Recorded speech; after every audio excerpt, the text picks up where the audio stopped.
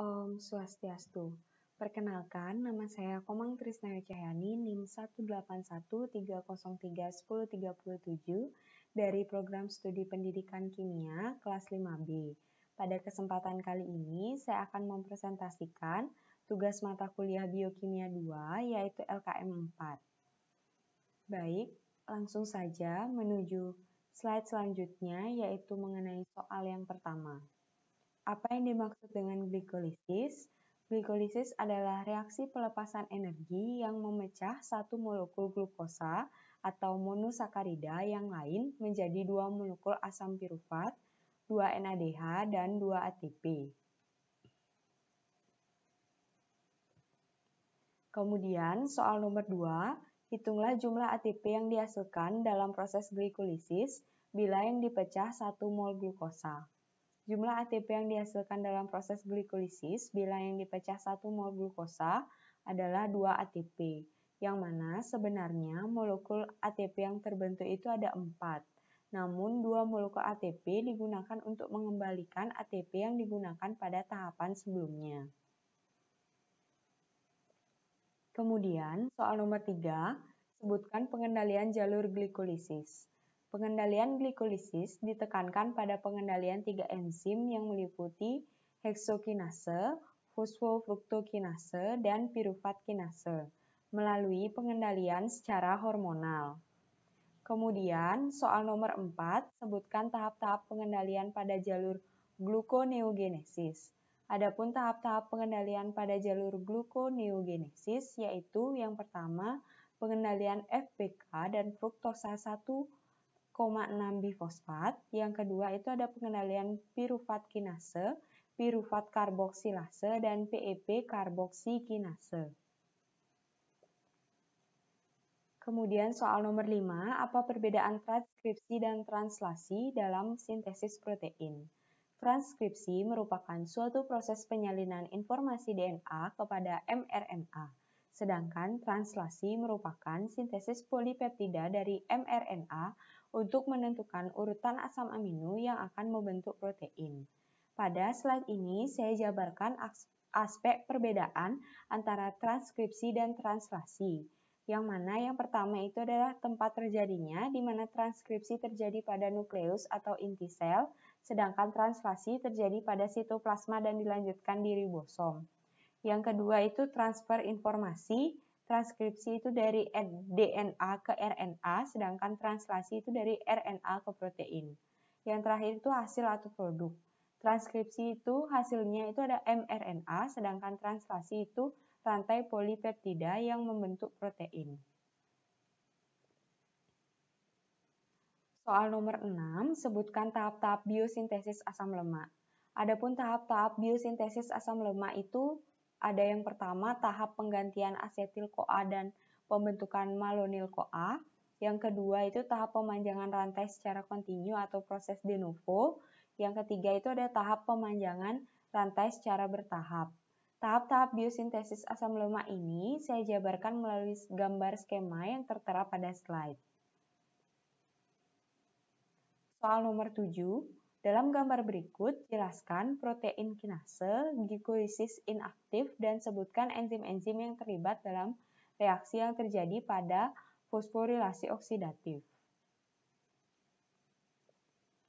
Protein kinase atau juga dikenal sebagai CAMP-dependent protein kinase merupakan keluarga enzim yang aktivitasnya bergantung pada tingkat seluler AMP siklik, yang mana mempunyai beberapa fungsi dalam sel seperti regulasi regulasi glikogen, gula, dan metabolisme lipid.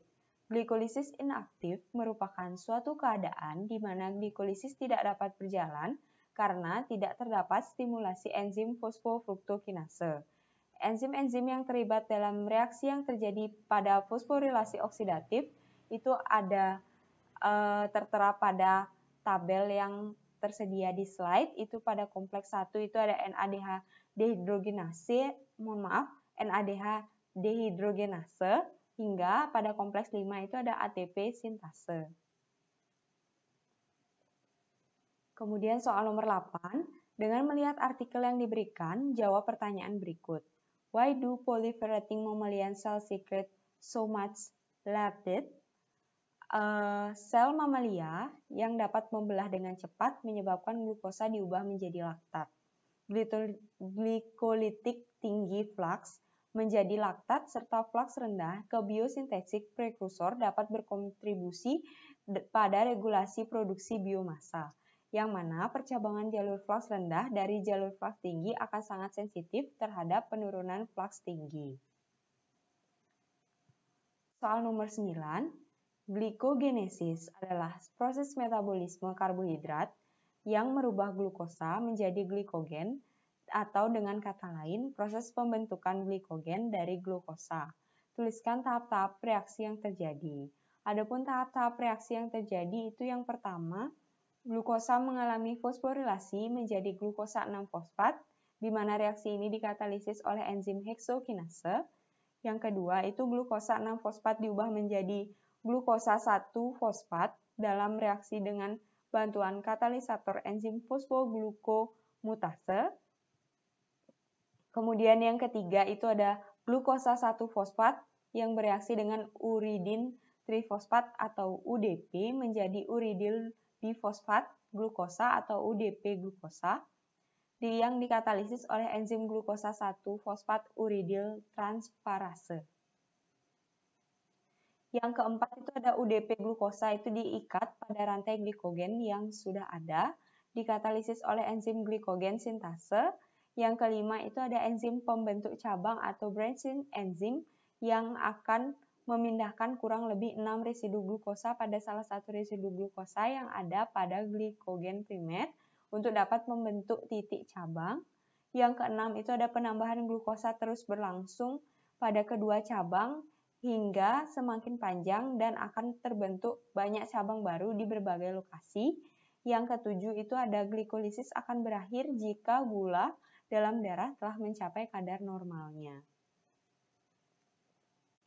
Soal nomor 10, jelaskan perbedaan antara fermentasi, glikolisis, dan glikolisis anaerob. Perbedaannya saya suguhkan dalam bentuk tabel, di mana aspek perbedaannya itu ada definisi, tempat terjadinya proses, hasil, atau produk. Definisi dari fermentasi adalah proses metabolisme yang mengubah gula menjadi asam gas atau alkohol tanpa kehadiran oksigen. Sedangkan glikolisis aerob merupakan pemecahan glukosa menjadi piruvat dengan kehadiran oksigen. Dan glikolisis anaerob merupakan pemecahan glukosa menjadi piruvat dengan kehadiran oksigen. Tempat terjadinya proses fermentasi itu ada di sitosol, sedangkan glikolisis anaerob itu ada di mitokondria. Glikolisis aerob itu sama seperti fermentasi, itu berada di sitosol terjadi prosesnya. Kemudian hasil atau produk dari fermentasi itu berupa asam laktat. Glikolisis aerob dan glikolisis anaerob itu hasilnya itu berupa piruvat. Selanjutnya soal nomor 11, glikolisis merupakan peristiwa seperti yang sudah disinggung sedikit di atas, penguraian karbohidrat menjadi piruvat. Tuliskan tahap-tahap yang terjadi. Pada slide ini saya suguhkan juga gambar mengenai tahap-tahap terjadinya glikolisis, di mana terdapat 10 tahap, yaitu tahap 1 itu ada fosforilasi glukosa oleh ATP, tahap 2 itu produksi fruktosa 6-fosfat, tahap 3 itu ada produksi fruktosa 1,6 difosfat, tahap keempat itu ada pemecahan fruktosa 1,6 difosfat, tahap kelima itu ada interkonferensi 2 glukosa, tahap keenam itu ada pembentukan NADH dan 1,3 bifosfatfogliserat. Yang ketujuh itu ada produksi ATP dan 3 fosfogliserat asam. Yang kedelapan itu ada relokasi atom fosfor. Yang kesembilan itu ada menghilangkan molekul air. Dan yang terakhir, tahap ke-10 itu adalah pembentukan asam piruvat dan ATP. Soal nomor 12, ada beberapa sifat dalam proses glikolisis ini. Dan tuliskan semua sifat yang terjadi. Glikolisis sendiri dapat berlangsung secara aerob maupun anaerob dengan melibatkan ATP dan ADP. Yang mana dalam glikolisis, ATP dan ADP berperan untuk memindahkan fosfat dari molekul yang satu ke molekul yang lain. Hal ini terjadi dalam 10 tahap, di mana 5 tahap itu menggunakan energi, sedangkan 5 tahap lainnya itu mengalami pelepasan energi. Soal nomor 13, tuliskan tahap pengendalian dari siklus Krebs berikut ini.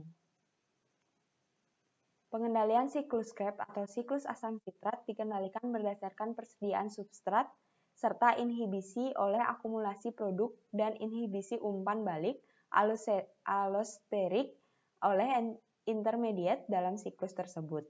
Terdapat 3 enzim dalam siklus asam sitrat yang dapat dikendalikan, yaitu sitrat sintase, isositrat dehidrogenase, dan A-ketoglutarat dehidrogenase, serta enzim yang mengubah piruvat menjadi asetil-CoA untuk memasuki siklus dari piruvat dehidrogenase. Selanjutnya, soal nomor 14. Gluconeogenesis adalah lintasan metabolisme yang digunakan oleh tubuh selain glycogenolisis untuk menjaga keseimbangan kadar glukosa di dalam plasma darah untuk menghindari simptoma hipogliksemia. Pada lintasan gluconeogenesis, sintesis glukosa terjadi dengan substrat yang merupakan produk dari lintasan glikolisis seperti asam piruvat, asam suksinat, asam laktat, asam oksaloasetat. Jelaskan pengendalian yang terjadi dalam gluconeogenesis. Terdapat 2 jenis pengendalian, yaitu pengendalian yang pertama, pengendalian FPK dan fruktosa 1,6 bifosfat, di mana apabila kadar AMP tinggi, keadaan ini akan mengindikasikan bahwa persediaan energi rendah sehingga diperlukan sintesis ATP.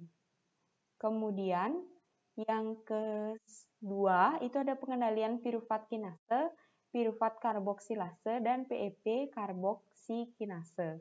Piruvat kinase ini akan dihambat oleh kadar ATP dan alanin yang tinggi, sehingga glikolisis akan terhambat ketika ATP dan intermediate biosintesis melimpah. Selanjutnya, soal nomor 15. Apa yang dimaksud dengan pernyataan ini? A major function of aerobic glycolysis is to support macromolecule synthesis. Glikolisis adalah proses pembuatan molekul piruvat dan glukosa, di mana glikolisis memiliki peran untuk membentuk makromolekul. Berdasarkan proses kelanjutan glikolisis juga memiliki peran untuk membentuk asam amino melalui suatu siklus Krebs. Maka dari itu, glikolisis memiliki peran utama dalam proses metabolisme tubuh. Baik, sekian yang dapat saya sampaikan dalam presentasi kali ini. Mohon maaf apabila ada kesalahan dalam penyampaian. Saya tutup dengan Parama Santi. Om Santi, Santi, Santi Om. Terima kasih.